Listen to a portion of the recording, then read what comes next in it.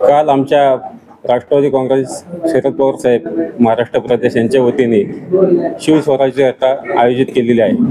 याची संकल्पनाच अशी आहे, या महायुतीमध्ये जे चुकीचे कामं झालेत किंवा जे आश्वासनं दिली गेली ते त्यांनी फुलफिल केलेली नाही आहेत किंवा लोकांना फक्त गाजर दाखवण्याचं काम त्या लोकांनी केलेलं आहे।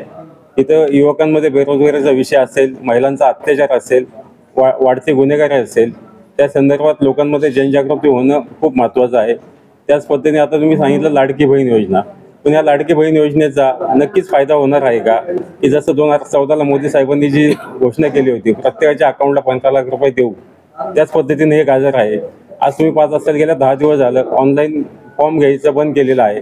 लाडकी बहीण योजना कुठेतरी फसती आहे असं हे निदर्शनात येत आहे। अशा पद्धतीने लोक हे दूध खोई नाही, लोकांना माहिती आहे भाजप फक्त हे आश्वासनं देते, परंतु सामान्य लोकांना हे चाललेली चुकीची कामं असेल, वाढलेली महागाई असेल, ते लोकांपर्यंत पोहोचवणं हे आमचं काम आहे। निवडणुका होत असतात, निकाल लागत असतात, परंतु जे सत्य आहे ते लोकांपुढे येणं खूप महत्त्वाचं आहे। त्या अनुषंगाने माननीय जयंत पाटील साहेब असतील, खासदार अमोलजी कोल्हे साहेब असतील, यांच्या संकल्पनेतनं ही संकल्पना पुढे आलेली आहे।